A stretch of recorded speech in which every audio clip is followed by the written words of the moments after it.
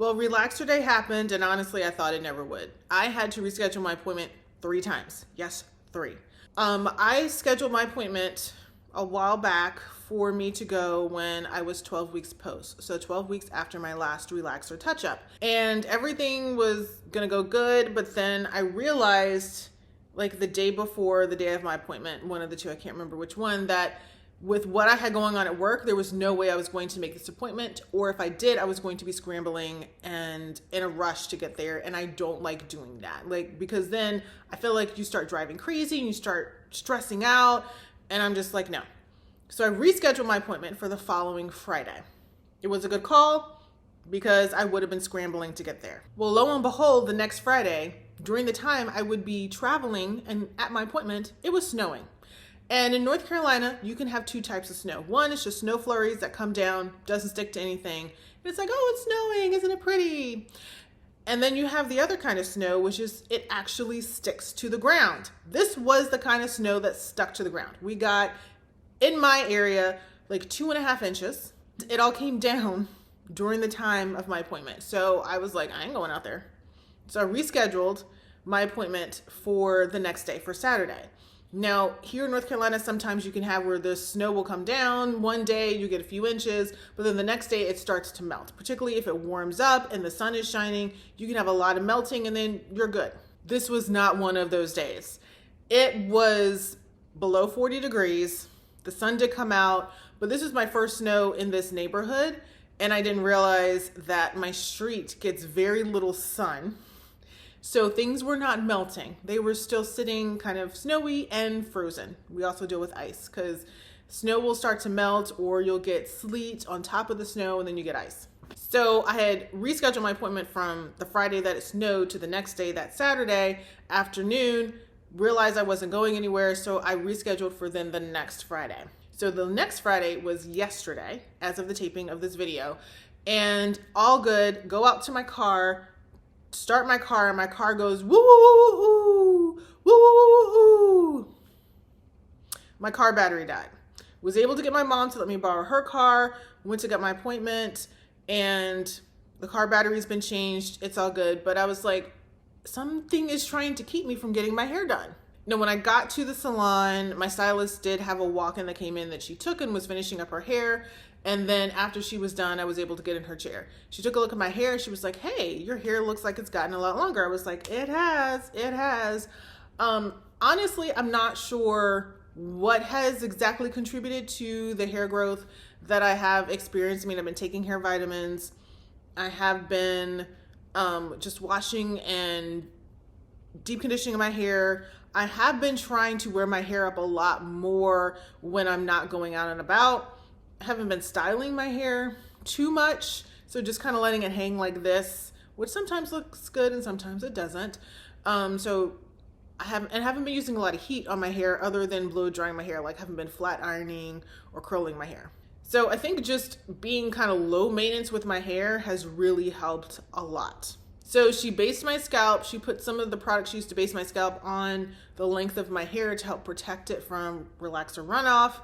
She then put the relaxer on, had no problems, had no stinging, had no burning, no nothing. It was wonderful. I usually don't have stinging or burning or anything, but it's always one of those things where I remember back when I was younger getting relaxers. It would sometimes happen because I sometimes forget not to scratch my scalp, or I would have been sweating a lot, or some other reason that would make my scalp be prone to irritation.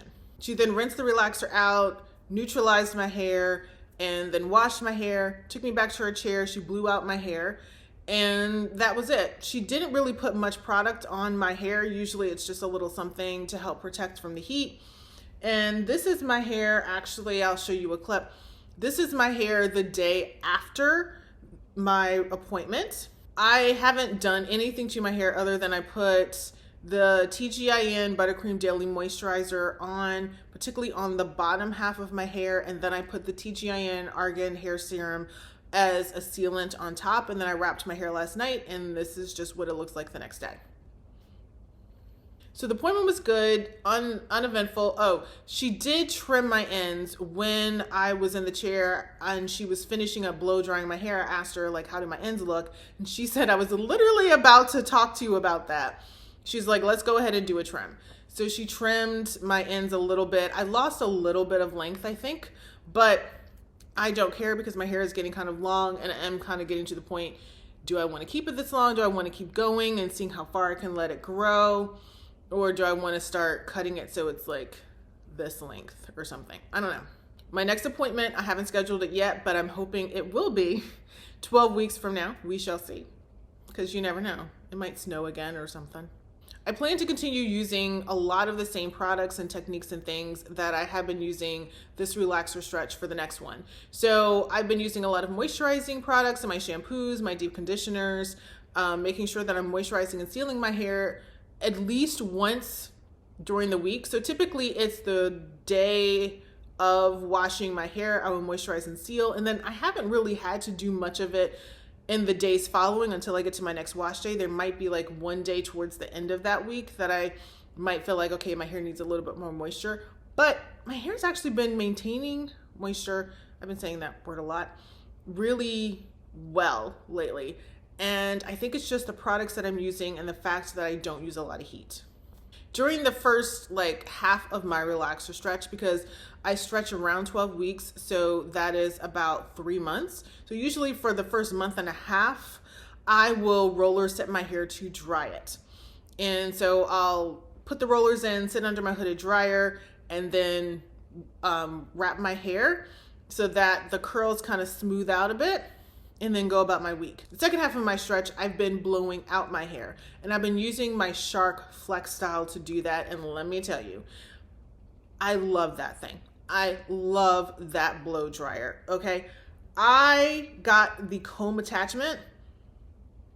It's been a game changer. It gets my hair smooth. I couldn't even tell that I was deep into a relaxer stretch until I started playing with my roots, like putting my hands up in here. And it was usually later on in the stretch when my hair, when my new growth has started to revert a bit, could I tell? I mean, my hair was looking good. Like, this is a video of me the day of my relaxer touch-up.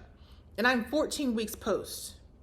I was amazed. Like, and it only takes me like 30 minutes to blow out my hair with the Shark Flex Style. It's something I definitely would either recommend, the Flex Style or the Speed Style, which is the actual, it's a blow dryer, not a styler. And so it's a little cheaper than the styler. So either one I think would probably be a good buy, but yeah, it was one of the best buys ever made. I can't believe I was using those crappy blow dryers before. I can't, because the Shark Flex Style is such a great blow dryer. So I plan to continue using that same method of first half roller set, second half doing the blowout. There's no products that I have on the horizon that I really want to try.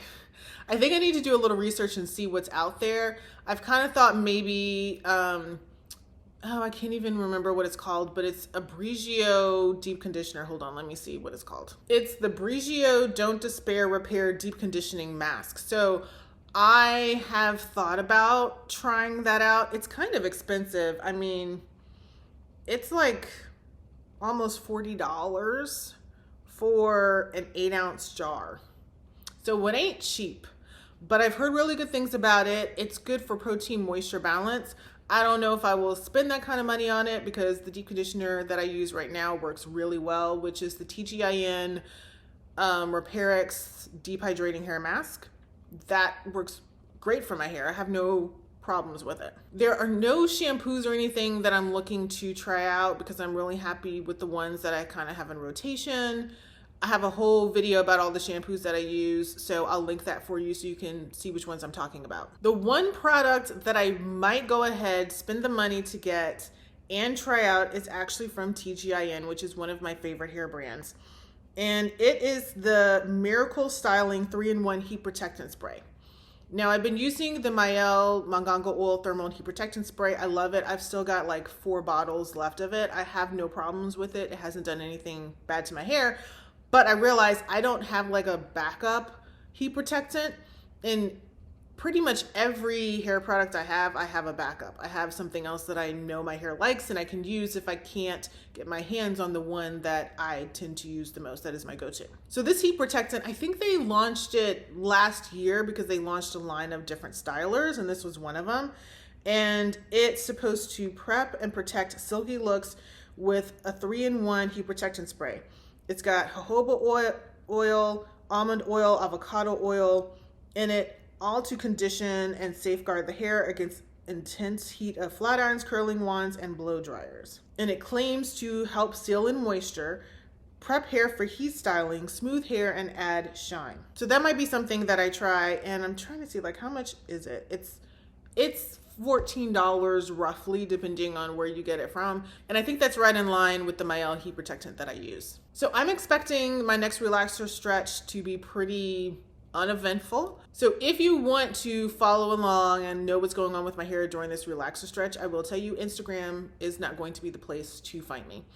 I've kind of decided to take a break from it. It's just a wasteland for me. I get very few new followers and I have very little engagement. So it's a lot of work for no reward or no ROI at all. So I have decided to just stop posting there. I don't know if that stop on posting is going to be permanent, if it's just for a while, I don't know. We'll just see how I feel in a few months. But there are a few places where you can see things. One is my LTK store. So I will be posting more there. There's an ROI for me because you can actually go there. You can see the products. You can purchase products that I'm talking about.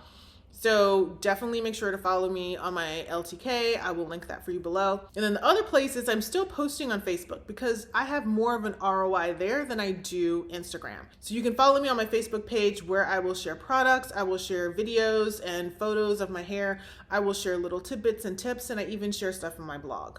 And you can always follow my blog and see stuff there. I don't share a lot of in the moment kind of things there. So you're not going to see a lot of here's what I did with my hair. That will be LTK and Facebook. And then if you're not following me here on YouTube, go ahead. I'm going to try to be more consistent with YouTube in terms of posting more longer form videos, and then also making sure I'm posting shorts and things in the community section so that you can kind of see what's going on with my hair, with my makeup, and my skin as well. All right, so here's your to-dos. Follow me on my LTK store, follow me on Facebook, or subscribe to my YouTube channel, or do all of them. So my next hair update should come in about 12 weeks when I have my next hair appointment. Thanks for watching, and I'll see you in the next one.